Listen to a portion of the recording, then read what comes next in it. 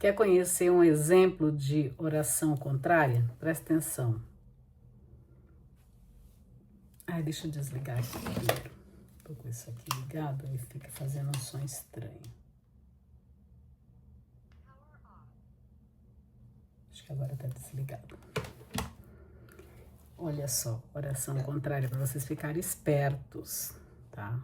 Olha só o que esse garoto pede. Que Deus proteja toda a família e que o Palmeiras não ganhe o Mundial. Olha que absurdo. Como que a pessoa vai para uma igreja? Não falo nada, né, gente? Ai, o padre, coitado, o padre palmeirense. Não, mas vamos falar sério. Gente, isso é muito perigoso. Por quê? Você vai numa igreja para pedir o mal para os outros, para o outro, né? É incoerente. É incoerente isso. Claro, é uma criança, ele não tinha noção ainda de tudo isso, né? Mas não é legal isso, gente. Não é legal você entrar numa igreja para pedir o mal para o teu próximo, para o outro. E por incrível que pareça, tá cheio, né? Tem muita gente que trabalha com o lado contrário, que vai justamente para as igrejas, às vezes, para concretizar algo. Por quê? Porque muitos sabem que dentro de uma igreja, a egrégora é totalmente diferente, né? Imagina só, uma comunidade inteira de quase, sei lá, 100 pessoas, 80 pessoas, talvez estivesse nessa missa, eles estavam em momento de comunhão, de oração, né? E são orações espontâneas. E de repente o menino vai lá, né, pela minha família e tudo bem e tudo mais, e de repente acontece, né, ele pedir. Isso não é legal, tá?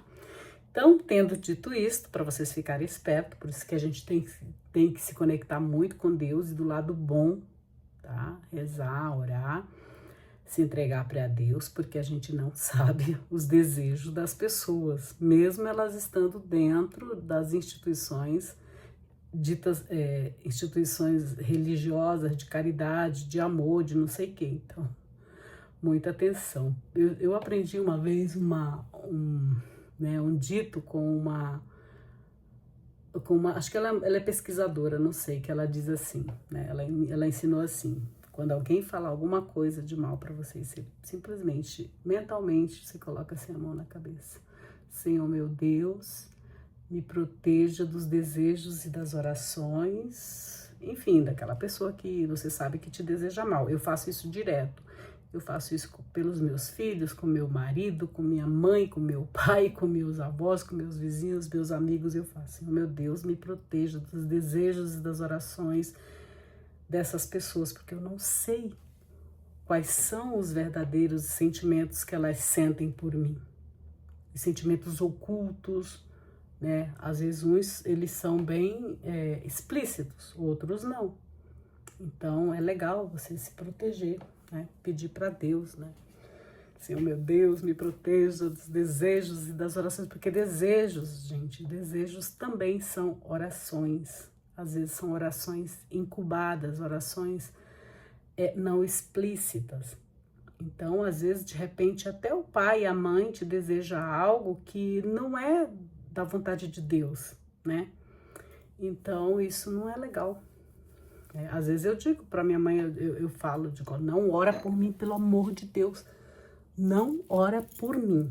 Ela fica, não, mas por que eu não vou orar? Eu digo, porque eu não quero que tu ores por mim, porque eu realmente não sei qual é o teu desejo. De repente ela não tá nem num bom momento e de repente, sabe, eu sinto quando as pessoas estão orando por mim de forma contrária, eu sinto. E na hora eu já rebato, devolvo e ao remetente e vai, tá? Então fiquem bem espertos. Eu sei quando as pessoas estão fazendo mentalizações, orações, essas coisas todas, eu sei. E eu devolvo na hora, devolvo mesmo, seja lá quem for.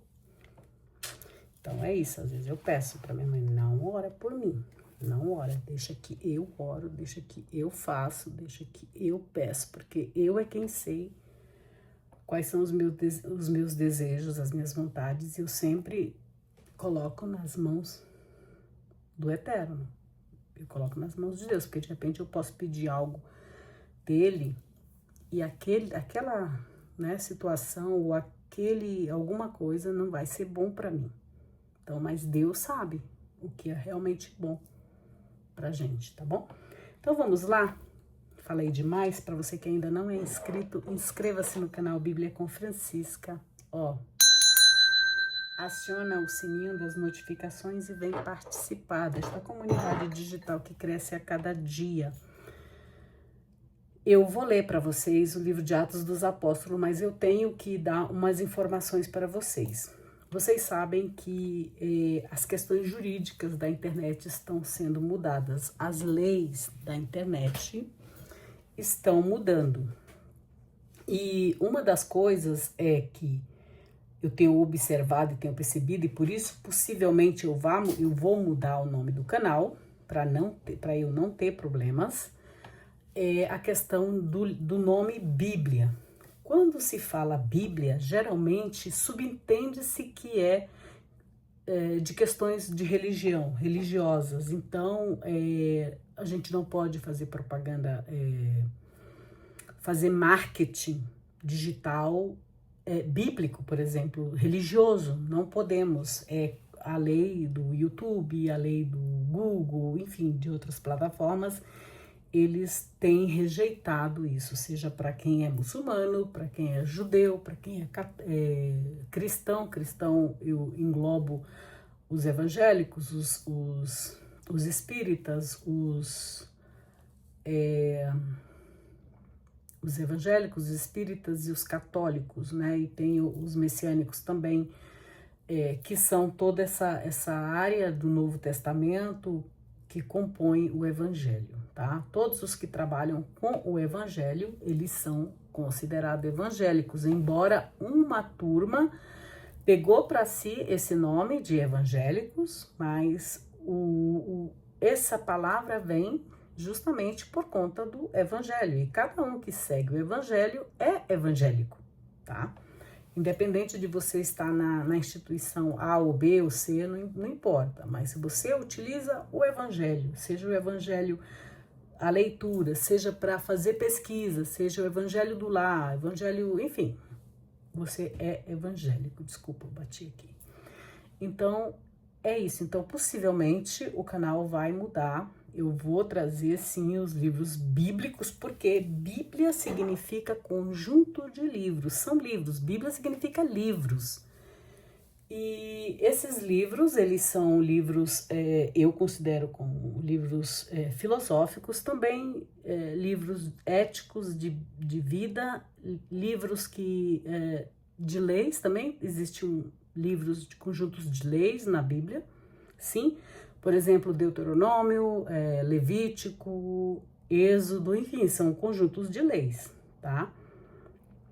E entre outros livros que nos ensinam a prática da ética, do bem comum, da partilha, do cuidado de si e do cuidado do meio ambiente, do cuidado do planeta, todas essas coisas, gente, já existe neste livro chamado Bíblia, tá? Já vem de Gênesis a Apocalipse, você vai ver essa questão pró-vida, que seria não somente a pró-vida no sentido do humano, mas dos seres abióticos, água, florestas, árvores, animais de todas as espécies, a questão da água, dos rios, dos mares, né? Dos igarapés, enfim, dependendo da linguagem que você vai usar, é tudo questão de preservação do nosso meio ambiente, que também é conhecido como casa comum. Sim, nós vivemos numa casa comum. Embora você more no Japão ou na China, no Amazonas, não interessa. Nós vivemos numa casa comum, que é o planeta Terra, tá bom? O que mais que eu tenho que dizer? Então, a gente precisa preservar a nossa vida, o nosso planeta, as nossas coisas. E para isso, para que a gente possa preservar, a gente tem que conhecer cada coisa, né? Temos que conhecer, porque a gente só ama aquilo que a gente conhece. Então, a gente tem que conhecer o que é os seres abióticos, como os animais vivem, como eles estão no meio ambiente, como eles fazem parte do meio ambiente, como podemos conviver harmoniosamente com todos esses seres. Isso não significa que você vai se colocar dentro de uma jaula junto com uma arara vermelha, uma arara azul, ou um tucano, ou uma serpente, uma onça, um leão, uma girafa. Não, não é isso, gente. A gente vai aprender a respeitá-los, né?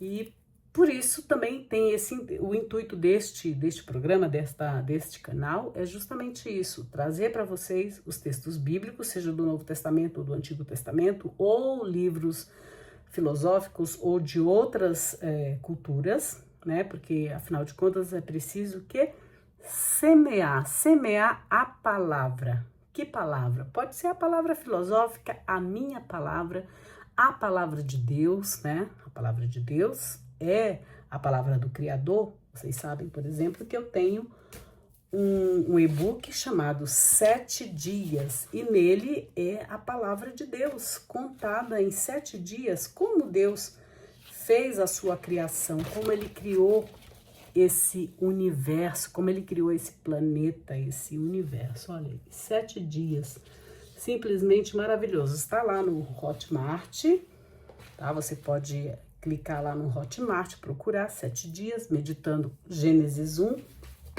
aqui meditando Gênesis 1:1, Gênesis 1:1 e 2:3. Vocês vão se maravilhar, é uma terapia, é uma biblioterapia. Faz os 7 dias que vocês, e depois vem me contar que você vai ver como vai ter um plus assim na sua vida, tá bom? Então é preciso a gente semear a palavra de Deus, a palavra do Criador, né? E aí vocês dizem assim, nossa, mas semear, Francisca, semear a palavra, sim. Vou já te dizer por quê. Porque semear as árvores mais altas que existem, você sabia que elas nascem das menores sementes? Pois é. As árvores mais grandes, assim, mais altas, assim como a samaúma, por exemplo, lá na Amazônia, elas nascem de uma semente bem pequenininha. E é isso que eu faço aqui. Eu semeio a palavra, porque é necessário, é preciso semear a palavra de Deus e outras palavras também, tá bom? Espero que você goste. Então, você, por favor, que é inscrito aqui no meu canal, compartilha este conteúdo, porque você pode contribuir ajudando outras pessoas a conhecerem mais este trabalho, que é maravilhoso, e fazer com que as pessoas pensem um pouco mais sobre a preservação, cuidar do meio ambiente, cuidar de si, cuidar da sua própria vida. Sim, porque cuidar da nossa própria vida, isso tem uma demanda imensa, a gente quase, né? A gente cuida tanto da vida dos outros, às vezes, eu digo isso porque eu cuido, por exemplo, eu cuido da minha mãe, da minha irmã, que ela é excepcional, eu tenho uma irmã que é excepcional, ela é autista, e há 42 anos quem cuida, pois é, entendeu? Quer dizer, eu divido todo esse trabalho com meus irmãos, né? Eles fazem uma parte, eu faço a outra também, então a gente se reversa. Então, isso também é cuidar, né? O cuidado de si, o cuidado do meio ambiente, o cuidado dos seus. Se sobra tempo, você cuida ainda de outras pessoas que necessitam, né? De ajuda, da tua voz, né? Da tua atenção. Eu tenho esse canal aqui que tem mais de 3.000 pessoas. Ou seja, a minha contribuição é a área da comunicação. A comunicação do quê? A comunicação da palavra. Então, como eu estava falando para vocês, possivelmente este canal, o nome deste canal irá mudar e possivelmente será Palavra com Francisca. Eu ainda não estou decidida, mas possivelmente vai mudar justamente porque a internet está mudando e as leis em relação à questão de transmissão nas plataformas também, tá bom? Então, que introdução imensa, né? Mas faz parte de contar para vocês tudo isso. E outra coisa também, para você que já é inscrito, você já tá sabendo que a partir do dia 9 de julho, que é o feriado aqui em São Paulo, né? Eu estou em São Paulo neste momento. A partir do dia 9 de julho, que é um feriado em São Paulo, por conta da Revolução de 32, né? Eu vou estar voando para o calor do norte. Sim, eu vou estar gravando para vocês algumas coisas, um diário, né? O diário Made in Amazônia, que eu chamo de Made in Amazônia, que é justamente um pouco do congresso que vai acontecer lá em Rondônia, lá em Porto Velho, o Congresso Eucarístico, tá bom? Então, fiquem ligados, fiquem atentos aí, que tem muitas coisas bonitas para nós vermos neste canal. Já pegou sua Bíblia? Eu tô aqui falando, que é para te dar um tempo para te pegar a tua Bíblia, porque se você não lembra, eu falei que eu vou ler para você, eu vou ler para ti o livro de Atos dos Apóstolos, dar continuidade à leitura do livro de Atos dos Apóstolos, capítulo 16.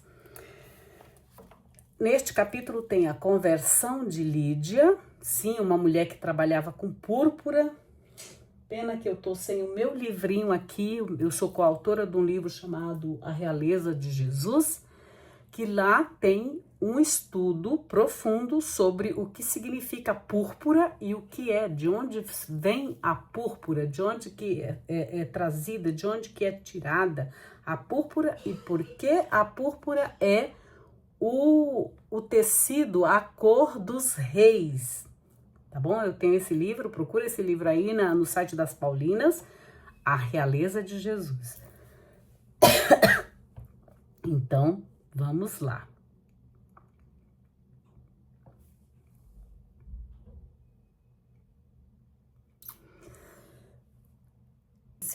Vamos lá, mas aí eu fui buscar uma água, porque eu tô sem, né? Preciso beber água. Sim, embora esteja muito frio aqui em São Paulo, mas a gente tem que se hidratar, beber bastante água, porque senão, desculpa, o organismo da gente não aguenta. Então, olha só que eu fui buscar para vocês verem. A púrpura, tá? Que é a cor da realeza. Aqui está o livro, A Realeza de Jesus. Eu até esqueci o que eu tava falando. Por que eu tava falando sobre a púrpura? Eu esqueci. Aqui é ao vivo, gente. Aqui é desse jeito. Ah, sim, por causa de Lídia. Lídia, ela era vendedora de púrpura. Vou mostrar aqui para você. A Lídia era vendedora de púrpura, tá? Então, neste livro, A Realeza de Jesus, você encontra um estudo maravilhoso sobre, um estudo profundo sobre a púrpura, né? Então, que é a cor escarlate, né? Segundo o Evangelho de Mateus, é uma capa escarlate que Jesus utiliza. E deixa eu ver. A púrpura é extraída dos caracóis. Vou só te contar aqui de moluscos encontrados no mar Egeu, no mar Mediterrâneo. Bom, esta é a cor púrpura. Púrpura, tá bom? Que é a cor dos reis. Para você que não conhece, então aqui tem um estudo profundo, tá? Sobre a púrpura. Esse livro chama-se A Realeza de Jesus, um estudo de Marcos 15, 16 a 20.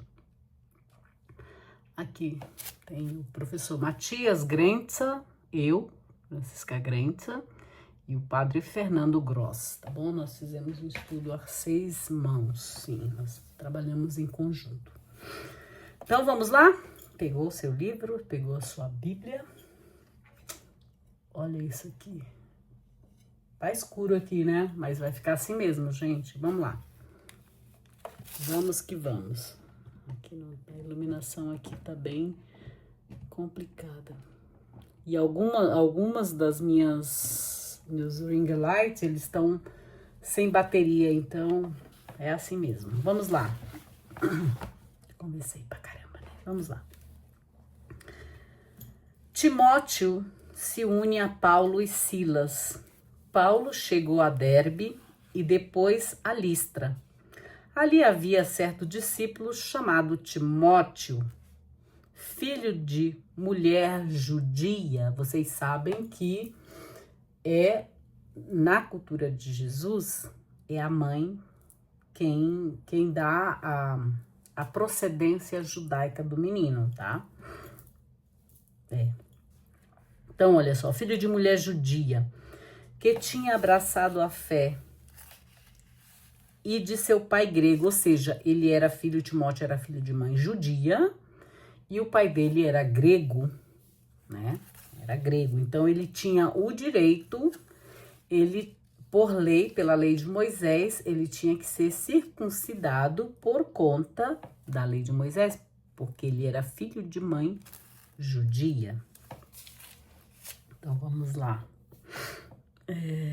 Então, filho de mulher judia, que tinha abraçado a fé e de pai grego. Os irmãos de Listra e Icônio davam bom testemunho dele. Paulo quis que Timóteo partisse com ele. Tomou consigo e o circuncidou. Por que Paulo fez isso? Primeiro, porque Paulo era fariseu, então ele conhecia essa prática da circuncisão. A circuncisão, vocês sabem, eu já expliquei aqui para vocês, que é a Brit Milá, que é justamente o pacto de sangue. É quando o menino faz aquela operação, atualmente é uma operação de tirar que acontece na glande do menino, né? Que tira aquele prepúcio do menino, né? Do pênis do menino, tá? Então, chama-se pacto de sangue, circuncisão, e para o hebreu é uma Brit Milá, tá bom? Que mais aqui? Então, Paulo quis que Timóteo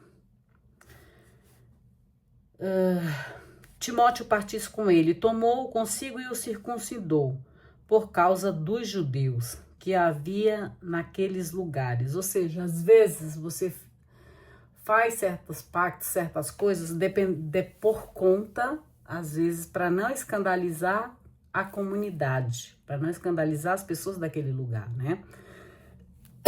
Então, Paulo findou circuncidando Timóteo por conta disso.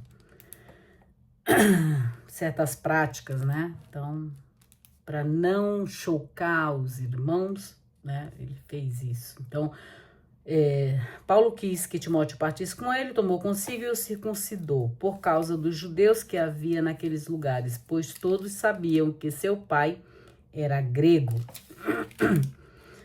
Ao passarem pelas cidades, transmitiam-lhes as decisões tomadas pelos apóstolos e anciãos em Jerusalém, para que as observassem. Assim, as igrejas, as minhãs, né,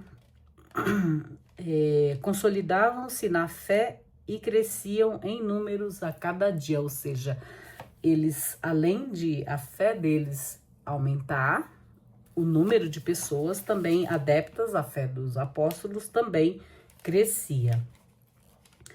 A visão de Paulo: tendo sido impedido pelo Espírito Santo de anunciar a palavra na Ásia, eles atravessaram a Frígia e a região da Galácia. Quando chegaram ao limite de Mísia, tentaram entrar em Bitínia, mas o Espírito de Jesus não o permitiu.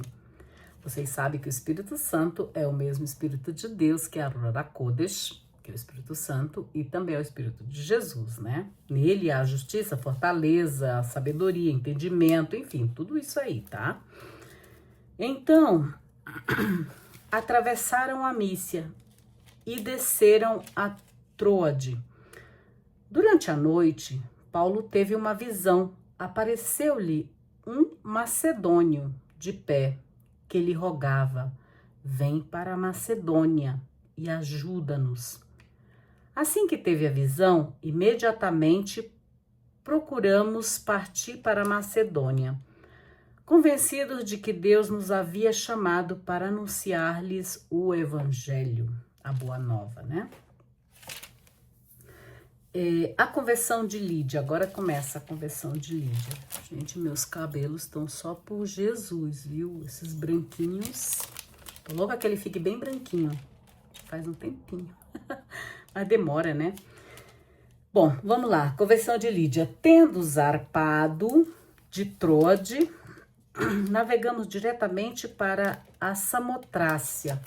Se você a Samotrácia, tanto que tem uma imagem da Vitória de Samotrácia no Louvre, que foi encontrado nessa região. Essa é uma estátua de gesso, mármore, eu não sei exatamente, mas tem no Louvre, lá em Paris, essa imagem que foi levada de Samotrácia, né? Vitória de Samotrácia, ou a Nike de Samotrácia, se você não sabe. Nike significa vitória, ou Vitória de Samotrácia, né? Então, tem lá, é uma imagem bonita, né?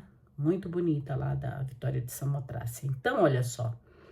Tendo zarpado de Troade, navegamos, isso Paulo falando, navegamos diretamente para Samotrácia. No dia seguinte, para Neápolis.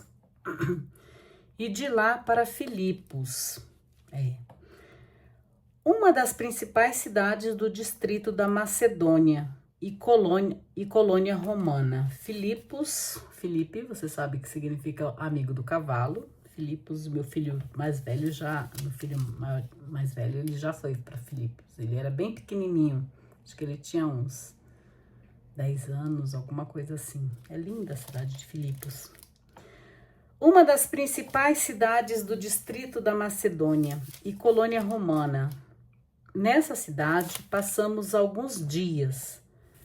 No dia de sábado, saímos porta fora para a beira do rio, onde imaginávamos que houvesse um lugar de oração, ou seja, eles achavam que tinha uma sinagoga lá, né? Sentados, começamos a falar com as mulheres ali reunidas. Certa mulher, chamada Lídia, negociante de púrpura, natural de Tiatira, lembram?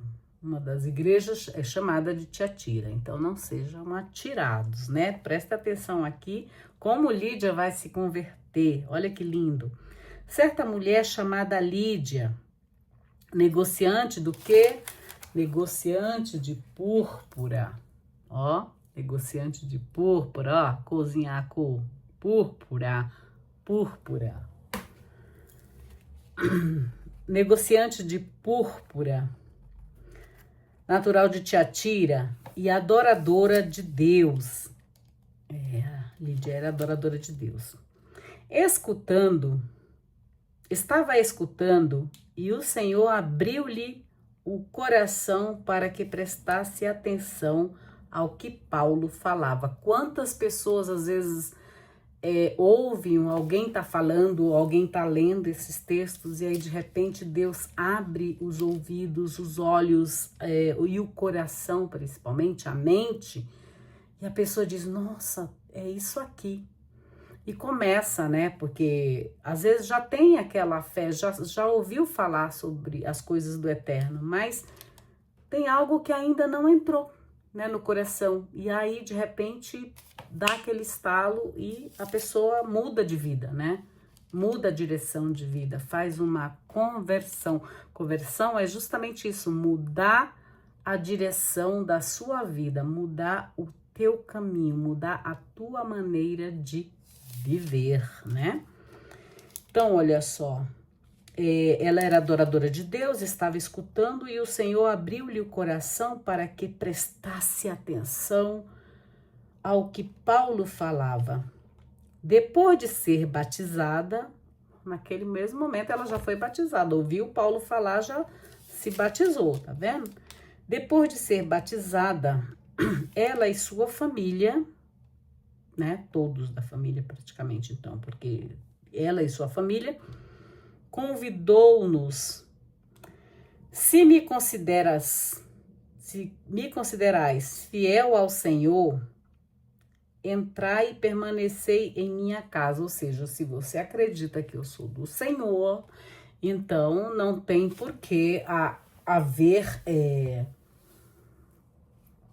se você acredita que eu sou do Senhor, então não tem por que você ter animosidade comigo. Se você diz que você é do bem, que você diz que você é justo, é justa, que você diz que você acredita em Deus, que você faz obras de amor, enfim, ao próximo, então não tem por que você querer ou menosprezar o outro, porque só você acha que você é credor da palavra de Deus, né? Então, é mais ou menos isso. Então, ela coloca aqui, ó, se, né, caso, se você me consideras, ela fala, se você me considerasse fiel ao Senhor, entrar e permanecer em minha casa, porque não é todo mundo que a gente convida para nossa casa, né, gente? Porque, enfim, vocês sabem que é um perigo, né? E ela nos obrigou a aceitar. Nosso encontro, ela nos obrigou a aceitar. Agora, Paulo e Silas serão presos. Vamos lá. Enquanto nos dirigíamos ao lugar de oração, veio a nosso encontro uma jovem criada que tinha um espírito de adivinhação. Vocês conhecem bem essas situações, né? Os espíritos de adivinhação estão cheios na igreja, nos templos, enfim, do outro lado, enfim, tem todo canto tem, né? Então, olha só, essa criada, ela tinha um espírito de adivinhação, a qual, adivinhando a sorte, quem nunca? Vou ler a sua mão, né? Às vezes a gente passa na rua, tem sempre alguém, deixa eu ler sua mão e aquela coisa toda, eu vou tirar uma carta para você. Aliás, eu tenho cartas, vocês sabem que eu tenho cartas, que são, cadê onde estão? Estão por ali, que são justamente das letras hebraicas, né? Das letras do Aleph ao Bet, mas aí é uma outra coisa, né? Também tenho de Marseille, também tenho, por quê? Porque são estudos, né? Então, mas eu não fico tirando cartas adivinhando a vida de ninguém, até porque eu nem tenho interesse de saber da vida de ninguém, tá bom? Mal eu sei da minha, tá bom? Mas isso aí não é legal, tá bom? Isso quando é para pesquisa, é outra coisa. E eu tenho as letras hebraicas, né? Com isso também eu aprendi muito, justamente eu aprendi um pouco das questões hebraicas, justamente por conta dessas cartas, né? Que a gente chama de Torá, tarô, né? Se você ler a Torá ao contrário, vai dar tarô, tá? Então, tarots, né? Então, você vai entender o porquê das coisas. Então, olha só. Só que esta moça aqui, ela tinha o espírito do quê? Ela tinha o espírito de adivinhação. E aí, olha só. O problema não era ela adivinhar. O problema era que ela estava como escrava dos seus senhores. Olha só aqui. Veio ao nosso encontro uma criada que tinha o espírito de adivinhação, a qual, adivinhando a sorte, proporcionava muito lucros aos seus senhores. Ou seja, ela era escrava de seus senhores e com isso eles ganhavam dinheiro, né? Com ela fazendo adivinhações, tá bom? Olha só. Então, a questão aqui é a escravidão, não por ela adivinhar, mas pela questão dos ter aliciadores, ter aqueles que têm o domínio sobre a pessoa, né, que adivinha, né? Olha só, a qual, adivinhando a sorte, proporcionava muito lucro a seus senhores. Ela começou a seguir-nos, a Paulo e a nós, e gritava: estes homens são servos do Deus Altíssimo. Ela estava mentindo? Não, ela sabia, né? Todos sabem. Estes homens são servos do Deus Altíssimo, que vos anunciam o caminho da salvação. Ela tinha razão. E ela fez isso por vários dias. Isso para chamar a atenção, né, de Paulo, né? Para chamar a atenção de Paulo e Silas. Ela ficava há dias dizendo, né, para o povo, né? Estes homens são servos do Deus Altíssimo, que vos anuncia o caminho da salvação.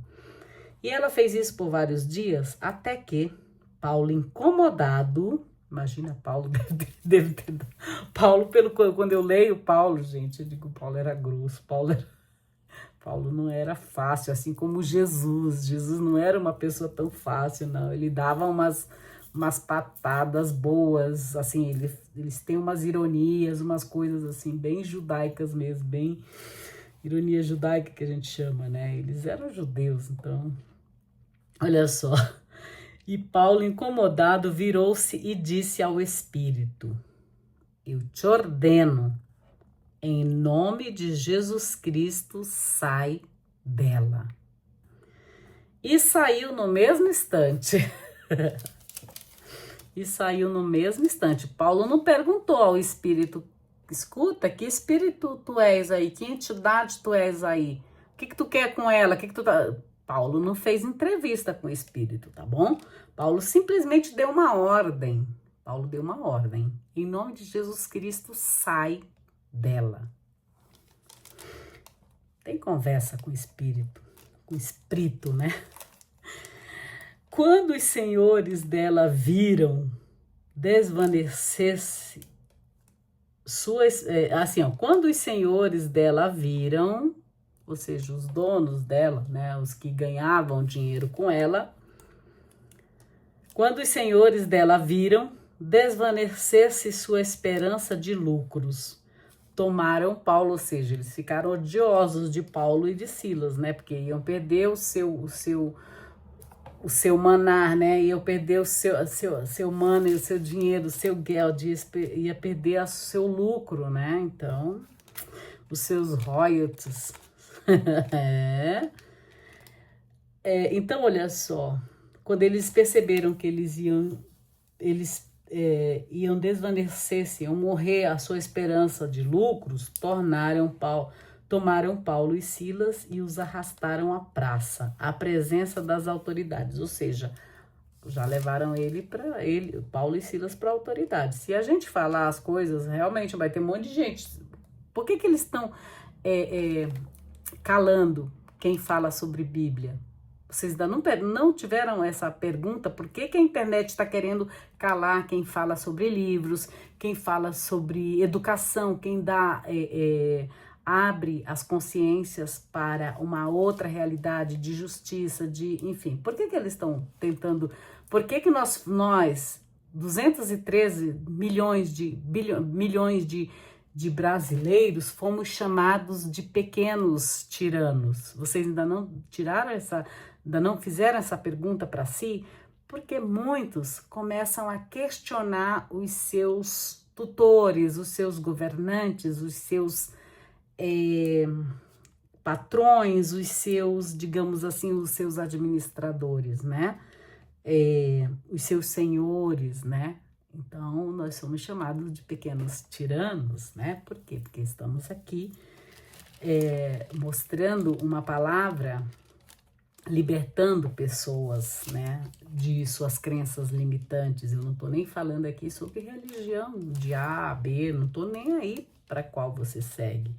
Porque em determinado momento, todas as pessoas que estão nas religiões, em determinado momento, elas estão sim elas têm crenças limitantes, né? Então, todos nós temos. Então, olha só, o que eles fizeram, esses donos dessa moça que dava lucro para eles por adivinhar?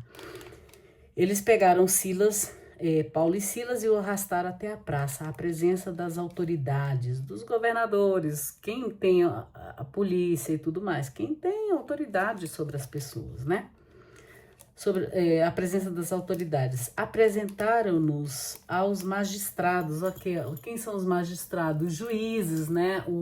Enfim, olha só, juízes. Quem são os que regulam a nossa internet? São os juízes. Lembram? A rainha nos chamou de pequenos tiranos, né? Pequenos tiranos nós somos. E olha que eu gosto, acho ela muito inteligente, essa mulher, mas somos, para ela, na visão dela, nós somos pequenos tiranos. Entendedores entenderão, porque eu não vou poder falar, às vezes, as coisas abertamente, né? Senão, daqui a pouco, eu sou levada também à praça, como Paulo e Silas, tá bom? Queridos, tem isso também. Nós vamos aprender a falar sem falar, tá bom? Então, olha só. Arrastaram Silas e Paulo e Silas à praça, à presença das autoridades. Apresentaram-nos aos magistrados, né? E disseram: estes homens estão provocando desordem em nossa cidade e, sendo judeus, pregam costumes que a nós, por sermos romanos, não é permitido aceitar nem praticar. Por exemplo, Francisca, o que significa isso? Por exemplo, eu sou brasileira, eu sou do norte do Brasil, sim, com muito orgulho. Eu tenho uma cultura totalmente diferente da cultura do sul do país, por exemplo. Admiro a cultura do sul, mas eu não sou sulista. Eu sou do norte. Eu vivo em São Paulo, né? Mas eu tenho a minha cultura nortista. Eu caminho por São Paulo, eu também vivo em São Paulo. Né? Mas de repente eu começo a trazer a cultura, e vocês sabem que eu faço isso, do norte, digamos assim, do Amazonas, para cá. Imagina a confusão que já sempre deu, que vai dar, né? Porque nossa cultura é diferente, né? É diferente. Mas nem todo mundo aceita. Aliás, o Brasil inteiro não aceita a cultura do norte. Né? Tanto que, se aceitassem norte e nordeste, vou dizer assim, não teria aquela questão da divisão. Vamos dividir o Brasil. Eu, por mim, pode dividir. Eu adoraria, porque, né? Divide. Eles não querem dividir o Brasil? Sempre, desde que quando eu tinha meus 10 anos, eu já ouvia falar, vamos dividir o Brasil, vamos dividir o Brasil. E geralmente era o povo lá do sul, sudeste e tudo mais que querem dividir o Brasil. Porque eles, na cabecinha deles, eles acham que a gente não produz nada, né? E nós não temos cultura, nós não temos riqueza, nós não temos nada. No entanto, nós temos uma riqueza imensa que os estrangeiros querem, né? Só que o Brasil, que não conhece o Brasil, tá nem aí. Não tá nem aí. Só para vocês terem uma ideia, os princípios ativos que as indústrias farmacêuticas se utilizam são das plantas medicinais do norte do país.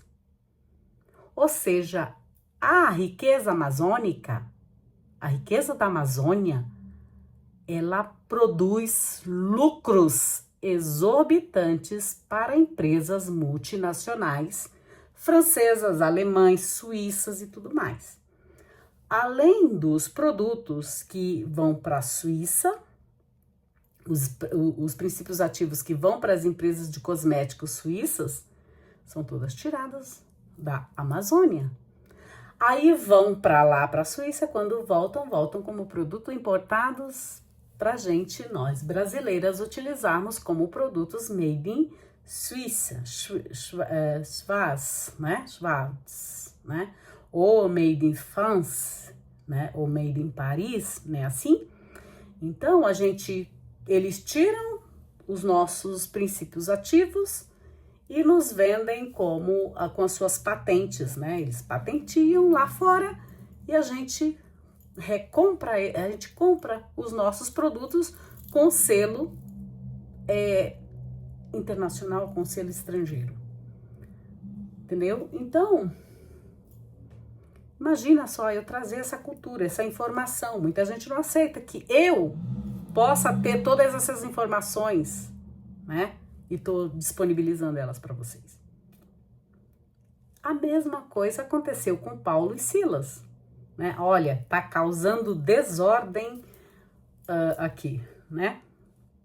causando desordem. Por quê? Simplesmente não aceitavam o que ele falava a respeito do Deus dele, né? Do Deus vivo, né? E ele fala que, como eles falam aqui, a nossa cultura é romana. Nós adoramos outros deuses, nós adoramos Junos, nós adoramos, enfim, Júpiter, enfim, não sei quais os nomes dos deuses aí, Vênus, né? Afrodite, se eu não me engano, é grega, mas lá quando chega lá em Roma já é outro nome, e assim vai. Ele diz aqui, ó, estes homens estão provocando desordem em nossa cidade, e sendo judeus, né, os judeus têm uma cultura totalmente diferente da cultura romana, né, pregam costumes que a nós, por sermos romanos, não é permitido. Por exemplo, eles podem ter adivinhos, né? Podem escravizar pessoas. A cultura judaica não permite que você seja escravo. Foi para a liberdade que Cristo nos libertou, no caso dos cristãos, e foi para a liberdade que Moshe, abriu, né? Segundo a narrativa, o Deus de Israel é um Deus libertador, tá? É um Deus libertador. Então, e aí eles, né, foram até os magistrados, as autoridades, e disseram que Paulo pregava os costumes dos judeus, né? E eles, como romanos, não podiam aceitar, não era permitido aceitar e nem praticar. A multidão amotinou-se contra eles, a multidão, como sempre, ignorante, né, de ignorar algumas coisas, não consegue fazer uma epoqué de, como que se fala? Uma epoqué para pensar, né? Uma epoqué é quando você suspende algo e diz assim, peraí, mas eu tenho que ver esse lado aqui, o lado direito, o lado esquerdo. Coloca numa balança o que realmente está sendo, qual é a intenção, né? Você olha os dois lados, né, de uma situação. Então, ele diz assim, pregam costumes que a nós, por sermos romanos, não é permitido aceitar nem praticar. A multidão amotinou-se contra ele e os magistrados, tendo-lhes rasgado as vestes, ordenaram que fossem açoitados com vara. Né?